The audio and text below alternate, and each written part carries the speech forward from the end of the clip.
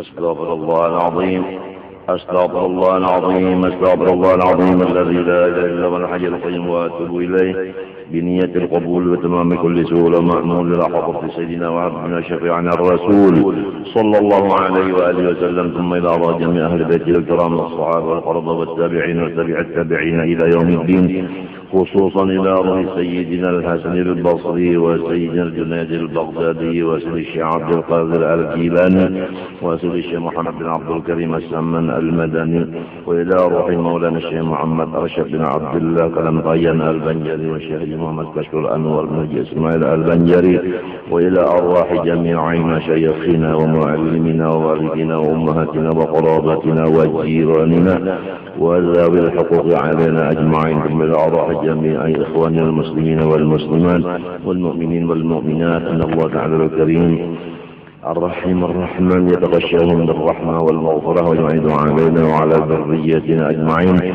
من بركاتهم وأنوارهم وأسرارهم وعلومهم ونفحاتهم وخصوصياتهم وكرامتهم في الدين والدنيا والآخرة، وعلانية أن الله يرزقنا وأزواجنا وذريتنا التوبة والمغفرة والتوفيق والهداية والاستقامة وحسن الخاتمة والشفاء العاجل من الأمراض الباطنية والظاهرية والروحانية والجسمانية وطول العمر إلى فوق 100 في صحة كاملة وعافية كاملة، لإعلاء كلمة الدين مع الإخلاص والصدق واليقين وحسن الخاتمة عند الموت في خير ولطف وعافية وسلامة، وأن الله تعالى لا يعذبنا وإياهم في الدنيا وفي البرزخ وفي القيامة، وأن الله يدخلنا وإياهم جنة الفردوس بغير حساب. على هذه النيات وعلى كل ما نوى به السلف الصالح، وإلى حضرة النبي الفاتحة.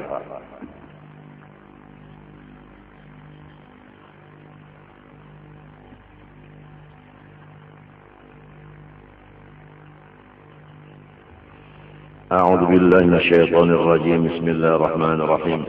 الحمد لله رب العالمين، اللهم صل وسلم وبارك على سيدنا محمد الأمين وعلى آله وصحبه إلى يوم الدين. أما بعد، سبحانك لا علم لنا إلا ما علمتنا إنك أنت العليم الحكيم، ولا حول ولا قوة إلا بالله العلي العظيم العزيز العليم، لدى كل حرف كتب ويكتب أبد الآبدين ودهر الداهرين. رضي الله عني وعنكم وعن جميع المسلمين. وقال رضي الله عنه. Pertama-tama mari kita semua bersama-sama membaca Alhamdulillah. Dari kerana kita sampai pada hari ini masih diberi Allah Ta'ala kesempatan untuk memperbaiki diri kita. Tinggal beberapa hari lagi kita akan menemui malam nisfu Sya'ban yang insya Allah Ta'ala jatuh pada malam Sabtu di hadapan ini. Maka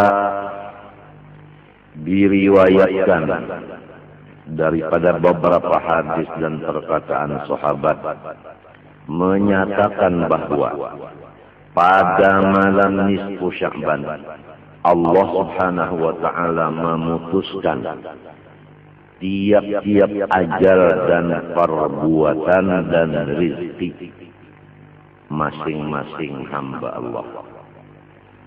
Jadi pada malam itu buku nasib masing-masing kita ini tulisannya diserahkan kepada malaikat yang diwakili melaksanakan, menjalankan apa yang sudah tertulis itu dan tidak bisa dirubah lagi.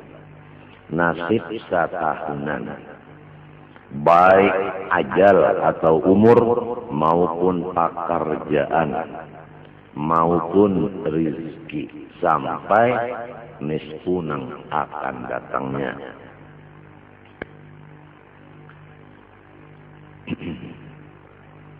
Adapun orang-orang yang tidak mendapat keampunan dan rahmat dan tidak diterima permohonan atau doanya oleh Allah, yaitu pertama orang yang menyekutukan Allah, musyrik. Nomor 2, orang yang bermusuh-musuhan sesama Islam.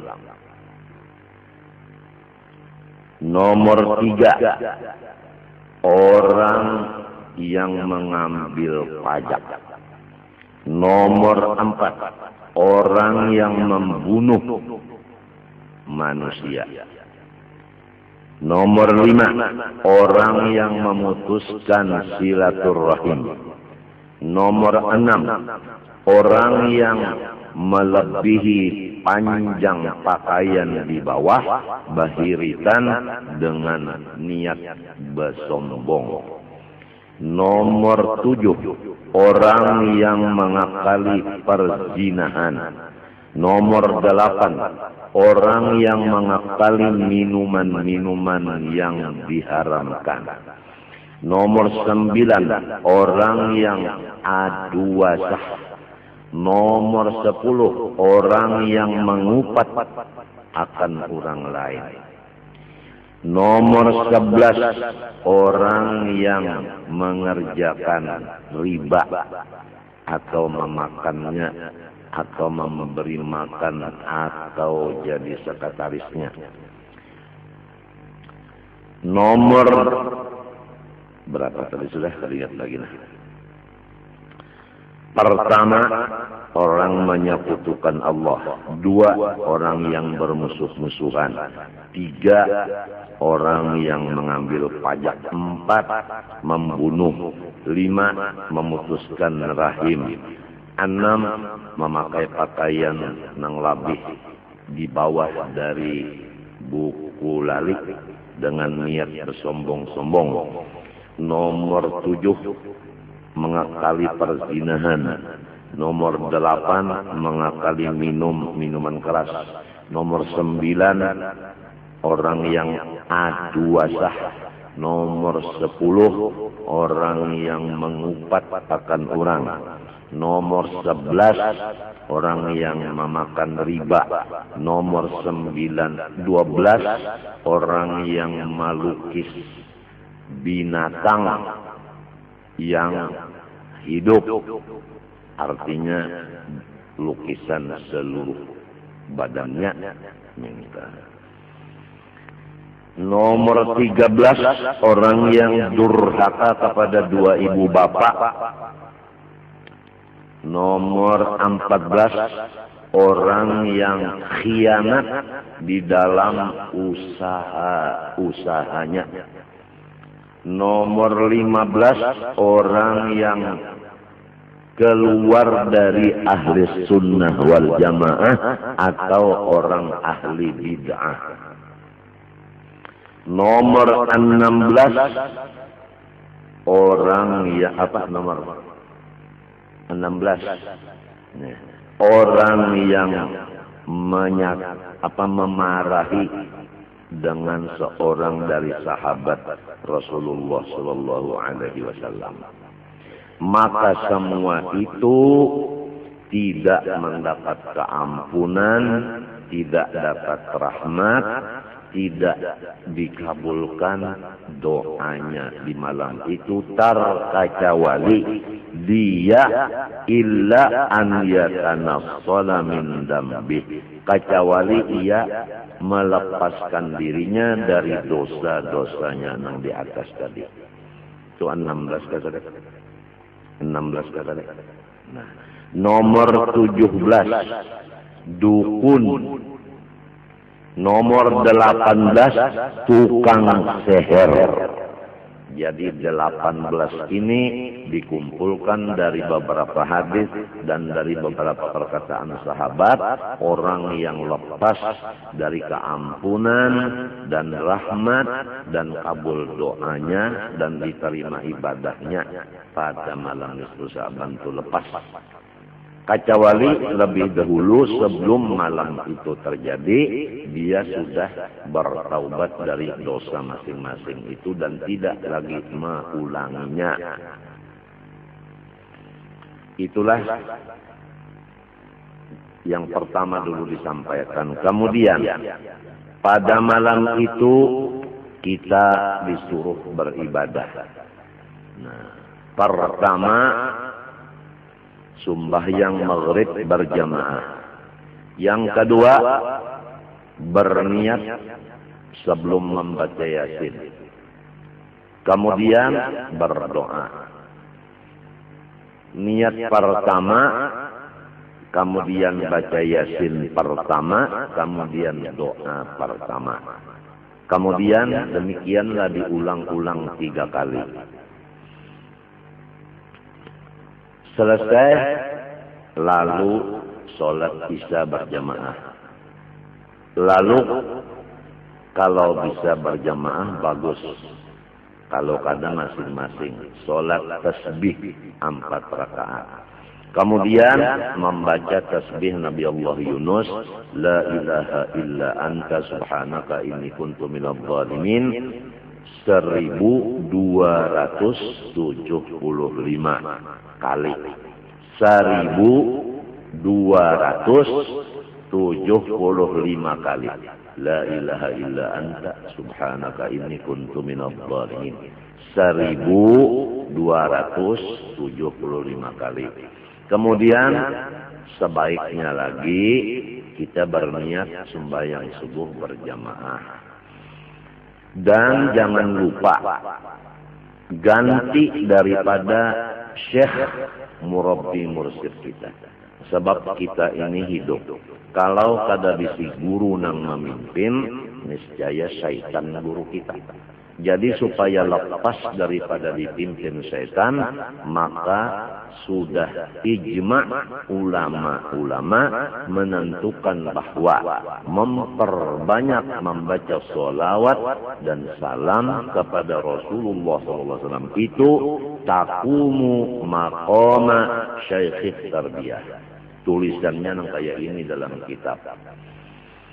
وقد أجمعوا على أن الإكثار من الصلاة والسلام على رسول الله صلى الله عليه وسلم تقوم مقام شيخ التربية. Mereka itu ulama ijma bahwasanya memperbanyak salawat dan salam kepada Rasulullah SAW itu menempati kedudukan guru yang memimpin. وقد وصل بها كثير من العارفين ولم يكن لهم شيخ غير ذلك. Dan sesungguhnya telah sampai ke hadrat Allah Ta'ala sangat banyak dari manusia-manusia. Padahal tidak ada mempunyai guru sama sekali, kecuali banyak membaca sholawat dan salam kepada Rasulullah SAW. Jadi ringkasnya, memperbanyak sholawat dan salam kepada Rasulullah itu adalah guru yang memimpin kita. Maka sayangilah guru kita itu, yaitu sholawat dan salam tadi. Jadi malam nisfu Sya'ban banyak-banyak membaca sholawat. Seperti Dalailul Khairat, kita baca umpama mulai dari awal sampai habisnya umpamanya malam itu. Tapi jangan lupa bahwasanya punya kewajiban mutlak atau fardu ain, ada kewajiban lawan mata. Jadi mata kita dibari 2, hatinya guring. Ingat akan berataan guring dijaga. Makan diperhatikan, minum tujuan. Ingatkanlah, jangan makan minum guring kada tapi diperhatikan. Kalau kurang makan kurang minum, kena garing pian, penyakit mah lawan ginjal. Namun kurang guring kena pian kegilaan. Itu jaga bangetlah, jaga. Karena iblis itu disuruhnya kita banyak beribadah. Jadi lalu makan kada urus, guring kada urus, minum kada urus, akhirnya tatawa sarongonan. Itu tujuan setan itu. Sebab tipu daya setan mengganggu kita dengan kada kawat dihitung. Malah di kitab ulun pernah membaca bilang-bilangan tipu daya setan mengganggu kita ini supaya sasar sebilang-bilang napasnya makhluk Allah. Jadi kalau ada Tuhan yang menolong kita ini sasar. Nah, oleh sebab itu banyak sholawat kepada Nabi dan urusan-urusan yang bakal memanaskan pikiran jauhkanlah. Sebab apabila panas itu adalah setan. Sebab setan itu api itu kadang-kadang dingin, semuanya panas. Jadi kurang guring, jadinya panas. Kurang makan, kurang minum, jadinya panas. Nah itu. Kemudian, nang sebutin pulang pasan. Jangan sakit hati. Lamun sakit hati, baik sakit beranak daripada sakit hati. Nah, apabila sakit hati, bahayanya kegilaan juga, kena. Lalu lamunnya kegilaan, gara-gara umpat mengaji di sekumpul jadi gila. Padahal kadanya mintu pang. Nang jadi kalau ini napakah tak utang ka banyak.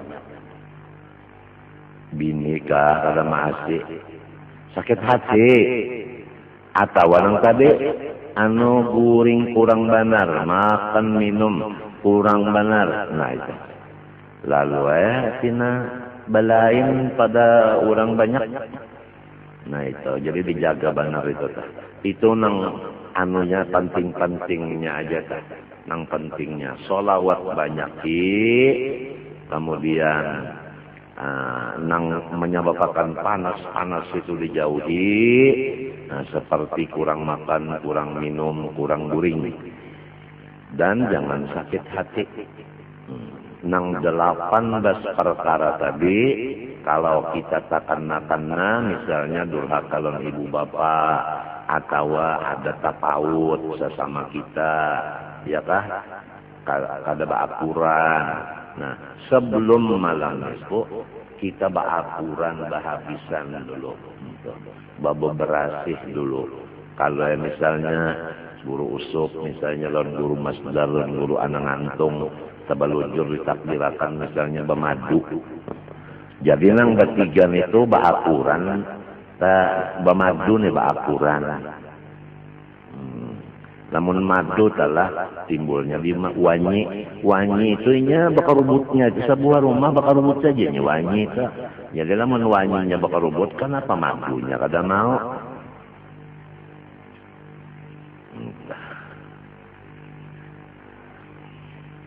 Lamun dak tahu nang 18 tadi kitabnya Kanzun Najah was Surur. Karangan Syekh Abdul Hamid bin Muhammad Ali Kudus. Ulun dibari langsung dengan tangan Sayyid Amin Qutbi kitab itu. Jadi 18 perkara tadi kurang nang kada mendapat rahmat, kada mendapat keampunan, dan kada diterima doanya di malam itu.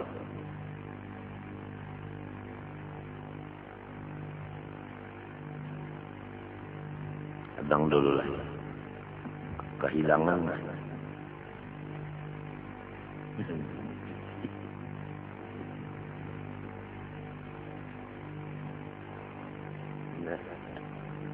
Dapat pun.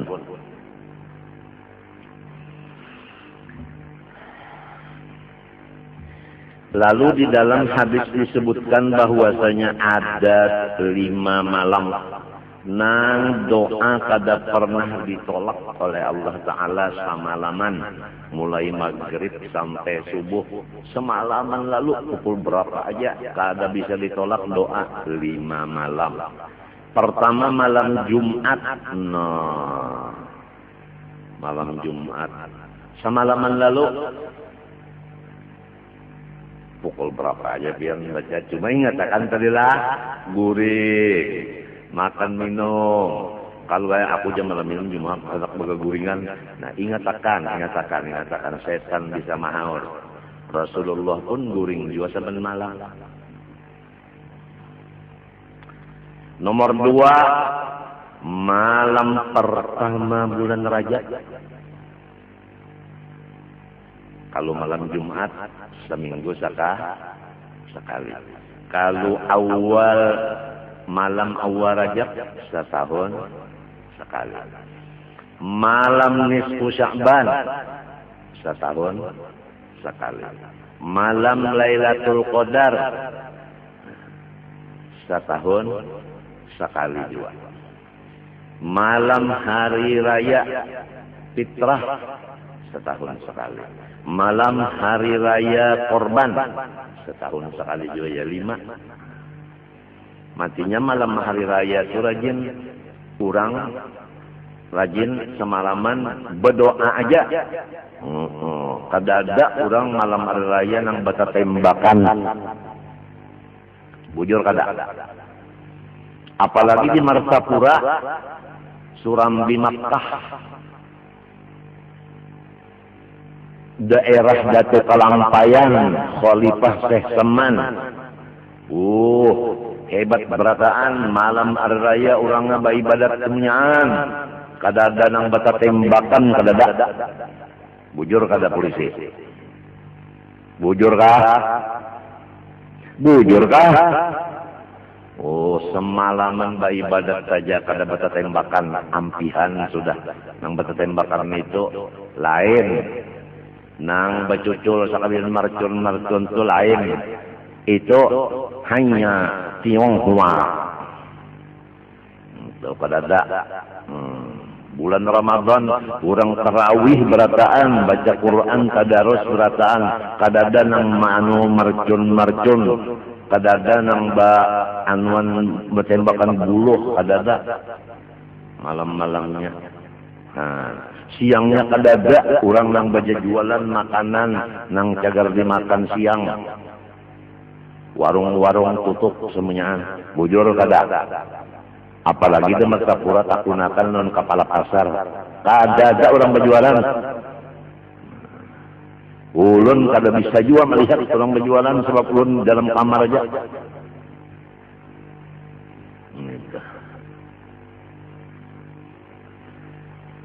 Doa yang paling bagus benar diamalkan yaitu nang Nabi ditakuni Siti Aisyah.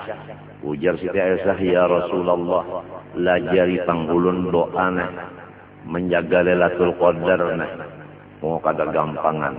Nabi memberi bini Sidin izin dari Allah, wahyu dari Allah, yaitu banyak-banyak membaca Allahumma innaka afuwun karimun tuhibbul afwa fa'fu anni. Allahumma innaka afuwun karimun tuhibbul afwa fa'fu anni. Allahumma ya Tuhanku ya Allah, innaka afuwun, sebenarnya pian ini sangat pemaaf, karimun, sangat pamurah, tuhibbul afwa, cinta memberi maaf, fa'fu anni, maafkanlah segala dosa dan kesalahan hamba. Banyak-banyak membaca itu, apalagi waktu menjaga Lailatul Qadar. Nang biasanya Lailatul Qadar itu menurut beberapa hadis yaitu di malam ganjil sesudah 20 Ramadan. Ya rajin orang ta 21, 23, 25, 27, 29, lalu banyak benar orang rajin bersembahyangan hajat, sembahyang tasbih dan lain-lain ibadah, dan terutama lagi rajin pukul 2 malam. memulainya. Kenapa? Karena mulai pukul 2 sampai subuh ngarannya sulusul lailil akhir, sepertiga malam nang di penghabisan. Maka saben malam, bukan hanya Lailatul Qadar aja, apabila mulai pukul 2 sampai subuh, maka doa dikabulkan di sana. Nah itulah artinya, di antara artinya sedikit artinya pembicaraan bidang agama nang ada kaitannya dengan malam nisfu Sya'ban. Kemudian kita menyambung kitab nang dibaca ini. Qala rahimahullahu ta'ala,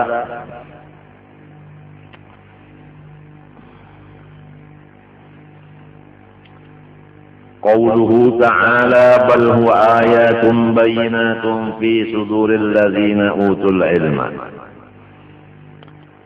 Bal huwa, tetapi adalah Quran, alladzi ji'ta bihi, yang engkau Muhammad membawanya. Ayatun adalah bukti-bukti dari Allah. Bayyinatun, yang menyatakan.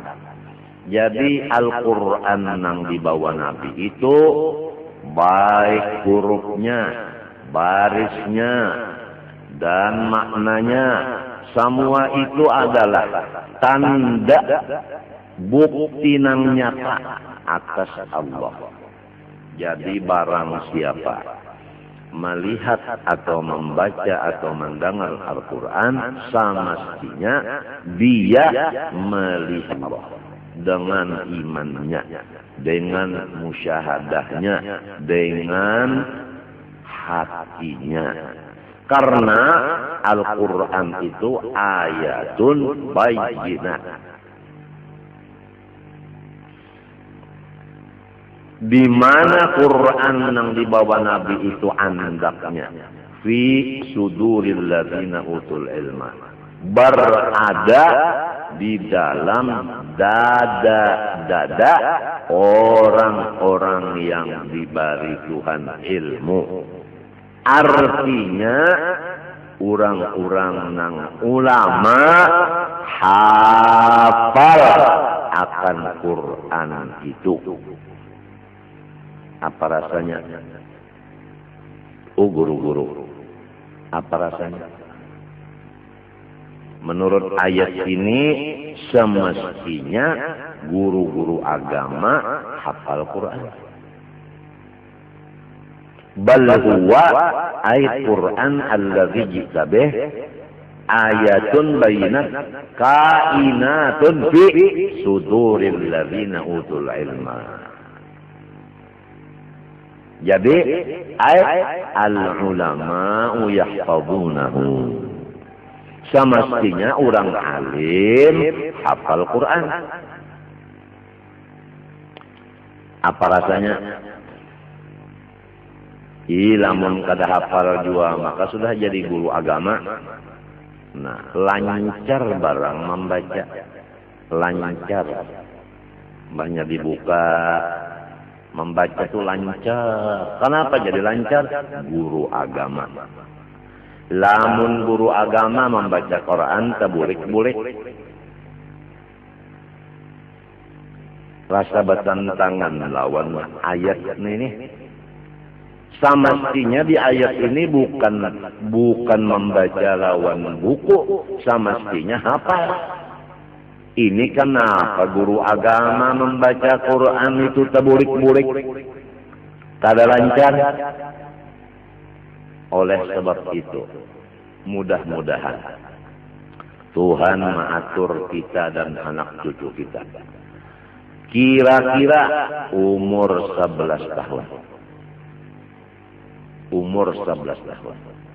Lalu setahun pertama, yaitu umur 12. Setahunan belajar Quran aja. Mulai tajwidnya, lawan membacanya. satahunan. Kada belajar yang lain. Lamun sifat 20 sudah bang belajarlah ya. Wujud Cidembakon itu sudah.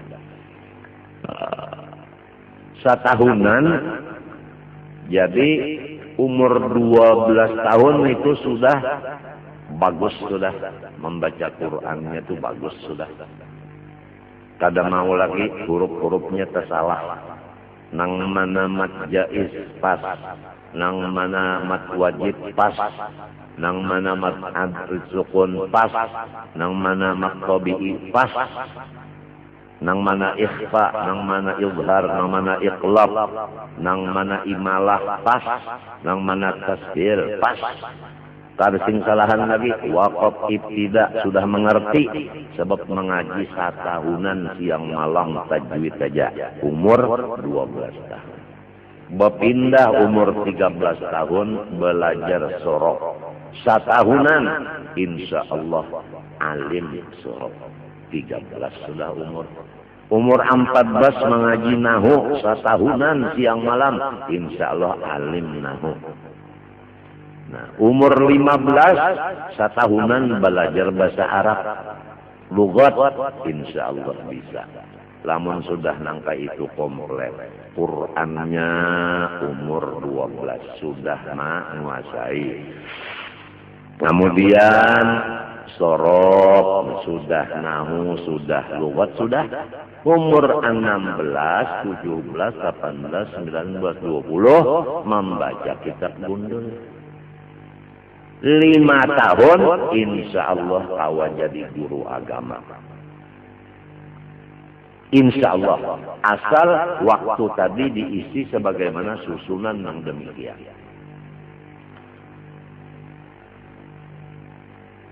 Jadi setahunan itu jangan bercampur pak nang 4 buting, 3 buting, jangan sehari semalaman itu sebuting aja. Ya kata tajwid aja. Nah ini kena penyakitnya dulak. Si kan anak nang umur 11 tahun itu dulak. Matinya sambil digamati supaya jangan dulak. Tapi insya Allah apabila memang tulisannya orang itu jagar alim, sifat dulak itu hilang. Kada dulak, tinggal apa? Tinggal lagi pangarahan dari orang tuanya. Lamun orang tuanya mengarahakan ke situ, insya Allah. Gurunya ada, guru Quran tajwid ada, guru sorof ada, guru nahu ada, guru bahasa Arab ada, guru nang lain-lainnya, kitab nang lain-lainnya ada. Kitabnya pang sebahagian ada di sini, sebahagian kada ada. Nah itu mudah-mudahan artinya generasi yang akan datang insya Allah kembali kepada menjadi nang kuat agama.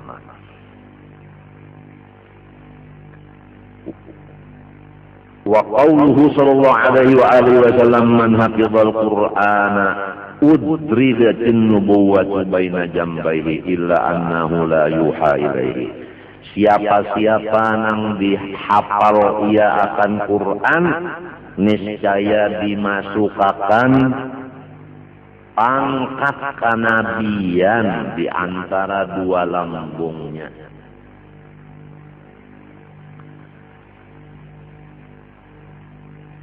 Coba pian baca kitab nang baluman lagi kita baca.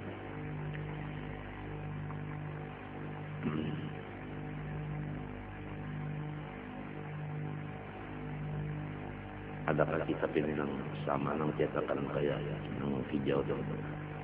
Kitab penuh hijau, cetakan hijau. Ya sebentar lah dulu. Menyinak dulu. Ini hubungan kepada hadis ini. Barang siapa hafal ia akan Quran, niscaya dimasukkan oleh Allah akan pangkat kenabian itu di antara dua lambungnya. Jadi pangkat kenabian itu ada di antara dua lambung. Kan kalau biasa pangkat itu umpamanya di bahu, bintang ya kan, ada 1, 2, 3, 4.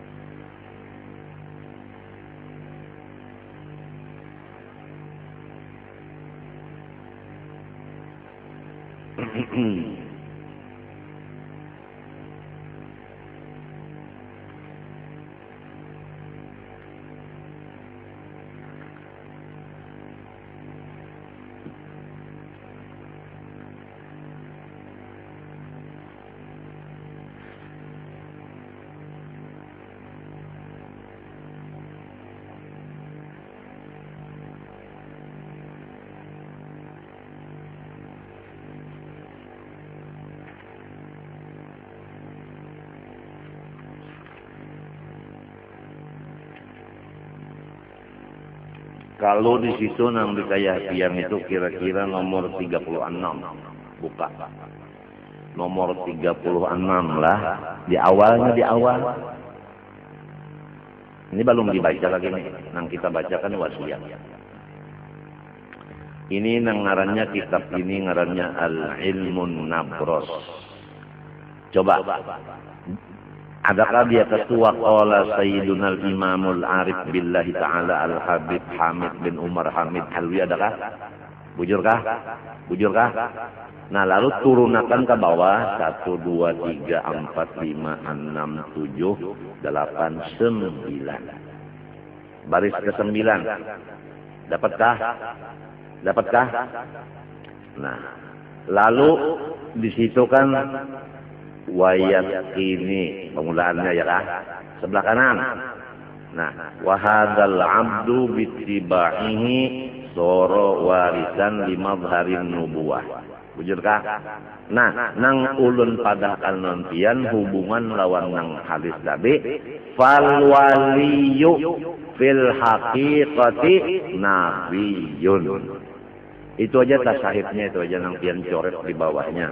Lalu di bawahnya dicoret sepanjangan fal waliyu fil haqiqah nabiyun. Di pinggirnya matlabul aham. Artinya ini tuntutan yang sangat penting. Tuh lah.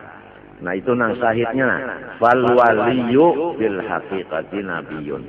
Waliullah itu pada hakikatnya adalah nabi. Nah, itu jelas. Nah jadi orang nang hafal Quran, pangkat kenabian itu dianggap Tuhan di antara dua lambung kiri kanannya. Jadi hakikatnya orang itu nabi. Illa tetapi lainnya annahu bahwa orang yang hafal Quran itu la yuha ilaihi, tidak lagi turun wahyu kepadanya. Nang ada di dalam dadanya itu wahyu, nang kada bertambah lagi. Seadanya Quran itu masa Quran ditambah-tambah lagi. Quran sudah komplit. Jadi orang yang hafal Quran itu adalah orang wali minto, hakikatnya nabi minto. Jadi supaya tahu tah lawan derajat kurang tah. Apalagi mana alim, mana hafal Quran, mana hafal tafsirnya, mana ada pulang ilmu-ilmu lain pulang di dada beliau. Apalagi ini supaya tahu nikmat Allah. Wa qala alaihi salatu wassalamu law kana hadzal qur'anu fi ihabin ma massakun nar. Jikalau Quran ini ada di dalam kulit, niscaya tidak disentuh oleh neraka. Apalagi di dalam dada, niscaya badan ini kada disentuh neraka. Wa fi munajati Musa fi wasfi ummati Muhammadin sallallahu alaihi wasallam, dan di dalam munajat Nabi Musa pada Tuhan menyatakan sifat Nabi Muhammad SAW. Bukan mintu kisahnya. Nabi Musa ini melihat di dalam Taurat kebesaran umat Nabi Muhammad SAW. Lalu ujar Nabi Musa, "Ya Allah, kalau dalam Taurat itu ada tulisannya, anajiluhum fi sudurihim wa ghairuhum yaqra'u minal masahib." Nah, umat Nabi Muhammad dinyatakan di dalam Taurat, anajiluhum, bermula kitab suci mereka itu. Fi sudurihim, berada di dalam dada mereka itu. Wa ghairuhum, adapun umat-umat yang lain, yaqra'u, membaca akan kitab, minal masahib, dengan memakai buku, artinya kada hafal. Nah, Nabi Musa melihat ini bahwa umat Nabi Muhammad ini hafal Quran, lalu ujar Nabi Musa, jadikanlah mereka itu umat ulun nang hafal akan kitab. Ujar Tuhan, umat Muhammad.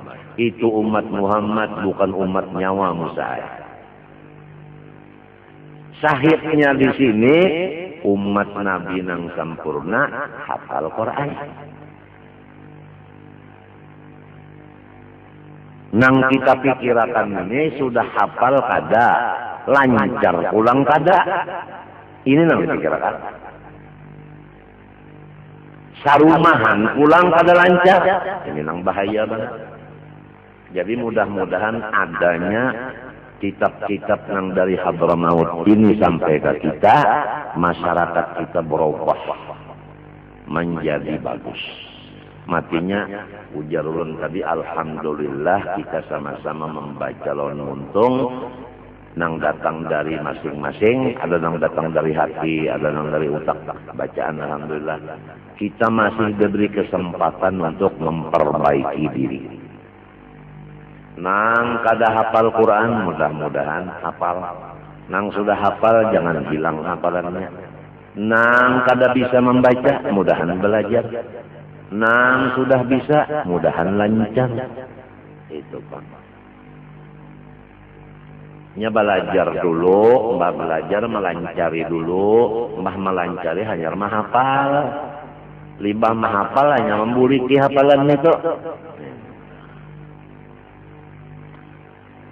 Wa qala al-Imam Syafi'i radhiyallahu anhu, law tasaddaqa insanun bi sadaqatin lil qurra surifat ila al-huffaz. Ujar Imam Syafi'i radhiyallahu anhu, jikalau bersedekah seseorang dengan satu sedekah yang ditujukan kepada qurra, maka wajib diserahkan kepada yang hafal Quran.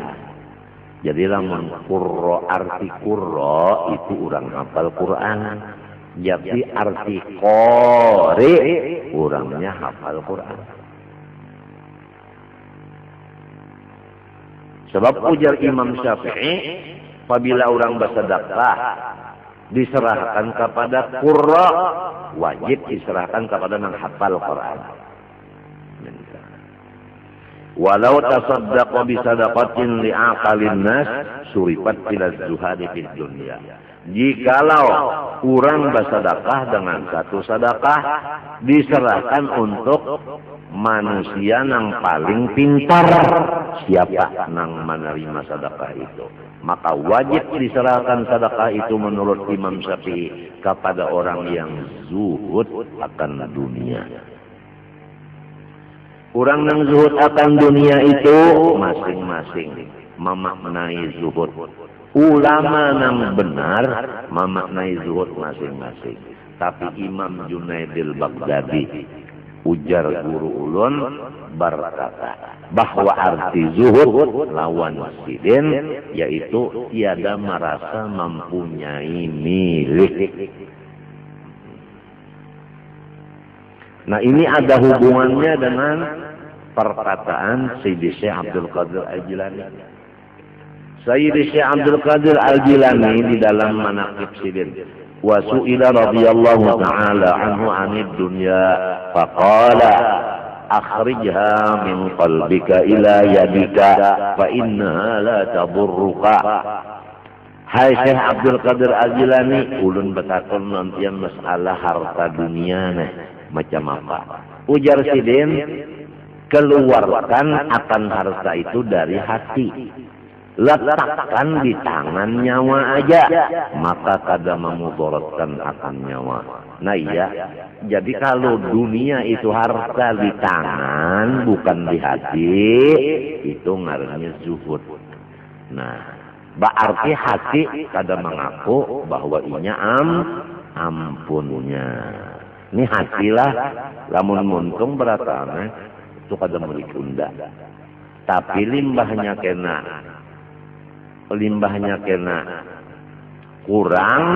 kurang sedikit aja, lalu tak ungut aja mandar.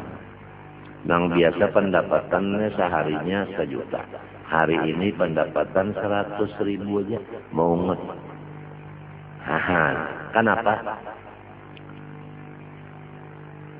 1.000 aja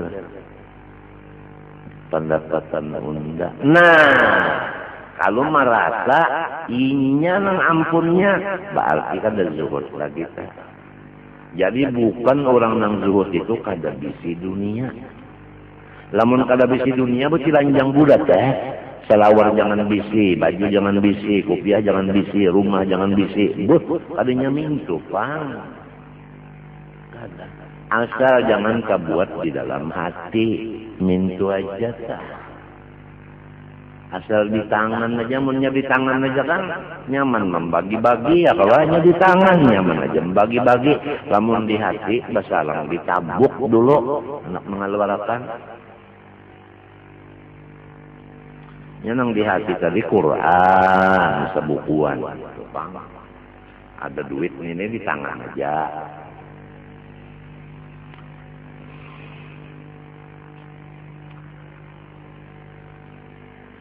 Samalam Sidin ma'atur kitab, kita bulikilah. Sidin ma'atur kitab di atas semalam. Pertama, lantaran kitab agama ini memang luas, seperti lautan yang dalam dan balapis-lapis gelombangnya dan kadada akhirnya. Maka disuruh Sidin kita nang dikaji itu nang paling penting aja. Lalu disusun Sidin.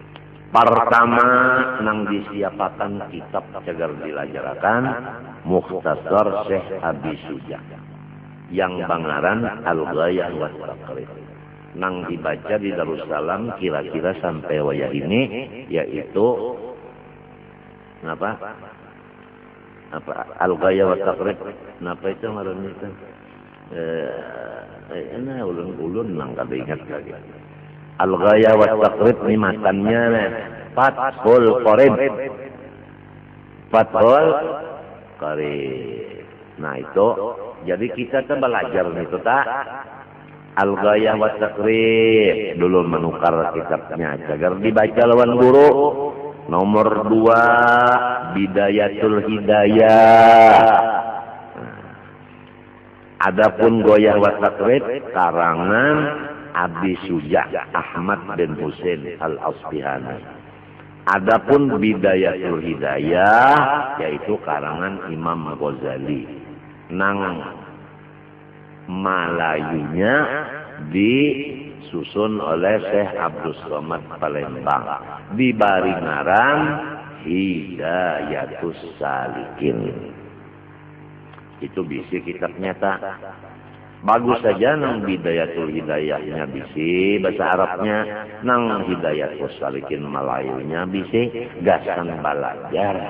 Jangan dibaca serongonan karena bisa tersalah cetak, labihan bisa, kurang bisa. Nah itu. Lamunnya labihan babahaya. Guru ulun bahari bakesah Ujar guru ulun kisah labihan. Nah ini kitab kada belajar. Kan wah ini kan banyak kalau buku. Kurang berjual buku di pasar, banyak kita nukar buku, nukar kitab, baca serongonan. Bisa-bisa cetakannya labihan, bisa cetakannya kurang. Jadi jangan, harus baguru. Nah, contohnya di dalam kitab situ ada hadis Nabi, innamas shalah bil qur. Hanya saja sembahyang itu dengan tenang. Jadi Nabi menyuruh kita sembahyang itu tenang. Lantaran kitab hadisnya ini dimakan gagak. Salah. Lantaran kitabnya ini tadi nang menulis tak kurang titik sebiji. Salah. Nang menulis tak kurang titik sebiji, lalu bacaannya innamas shalah bil far. Maknanya apa? Hanya saja disuruh sembahyang itu membawa tikus. Jadi orang yang membaca itu apabila hendak sembahyang cari tikus dulu. Ini akibat buku yang kada dilajarkan dibaca serongonan. Mun kita melihat buku macam-macam, wah ini imong panglah. Tapi amun kita lihat kada baguru, nah ini nang bahayanya. Bahayanya ini nang kita nang rasa ada bagandangan busti ya salah. Karena mun baguru itu kitabnya insya Allah kada lebih kada kurang. Nang kedua pahamannya bujur. Sebab guru kurang nang ahlinya. Kada mungkin sidin memberi pahaman nang salah. Mun kita memaham sorong, alih orang alat kada cukup. Nang kedua guru ulun lekesah di dalam kitab hadis Nabi. Nah itu. Habbatun sauda syifa'un min kulli da. Bermula jintan hirang, obat bagi semua penyakit. Lalu orang ini membaca kitab. Sekalinya kitab itu kada belajar, dimakan gagak, lalu titiknya bertambah sebiji. Lalu maknanya, bacaannya hayyatun sauda, habbatun likulli da. Apa sifaun min kulli da. Bermula tadi nang hirang, obat bagi semua penyakit. Jadi inya lalu tambahan penyakit napa aja ada bisi sanatnya, mulai guru kita ka guru sidin lagi sampai kepada pangarang yaitu Syekh Ahmad bin Husin Al-Asbihani. Harus kitab itu ada bisi sanatnya. Jadi supaya guru ini mengambil lawan siapa? Lawan ini. Nang ini bang, lawan ini. Lawan ini. Nang kayak sinapang juga senjata pistol. Ini dari mana? Oh dari dari mana? Sampai ke tokonya. Itu tokonya pulang. Di mana? Di sini. Siapa nak ampunnya? Si Ijai. Ijai ini ulang mana? Sekumpul. Sekumpul itu siapa bupatinya? Si harus ada surat bupati. Memang bahwa Ijai ini guru. Nah, harus ada pulang surat di situ Kapolres. Nah, itu pulang naik ke atas ada pulang surat Kapolda. Hanyar naik pulang ke Kapolri. Hanya Kapolri pulang menaikkan. Lalu jelas bahwanya artinya senjata pistol ini. Nah, bujur-bujur hak milik guru Zaid.